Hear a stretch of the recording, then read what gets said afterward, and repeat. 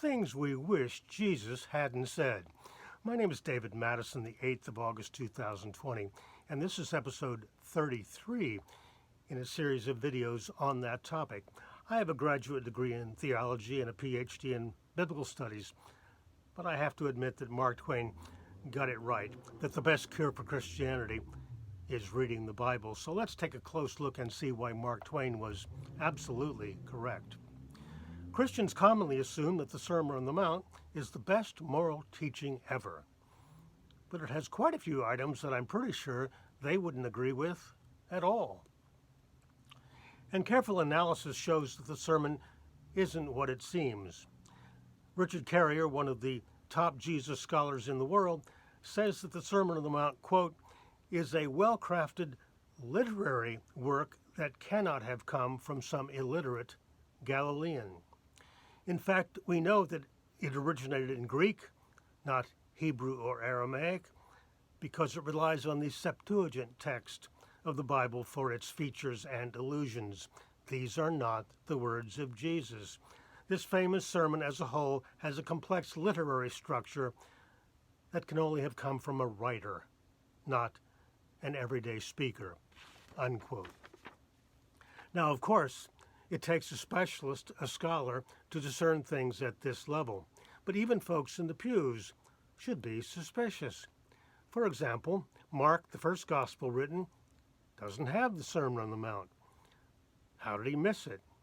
And John, the last gospel written, doesn't have it either. Why leave it out if these were really the words of Jesus? Luke did include some of the Sermon on the Mount. He shortened it, changed the wording, broke it up, and he said that it took place not on a mountain, but on a plain. Here are the two verses for this episode, the two verses in the sermon that don't sound quite right. Matthew 5:20. For I tell you, unless your righteousness exceeds that of the scribes and the Pharisees, you will never enter the kingdom of heaven. And Matthew 5:22, Jesus is scolding people for being angry or insulting. If you say, you fool, you will be liable to the hell of fire. So you've got to be righteously superior to enter the kingdom of heaven, better than the religious leaders? Here's a case where New Testament authors disagreed. Here in Matthew, Jesus puts high premium on best behavior. But in John's gospel, the key to eternal life was believing in Jesus. Whoever believeth in him shall not perish. And the Apostle Paul as well was sure that believing in the resurrection of Jesus was the key. Can this be true? Only people who are more righteous than the religious leaders can get into the kingdom? Wouldn't there be very few who would qualify? Jesus seems to be setting the bar awfully high, and the author of the Sermon on the Mount also has Jesus say that not one Old Testament law can be ignored, which the Apostle Paul denied emphatically.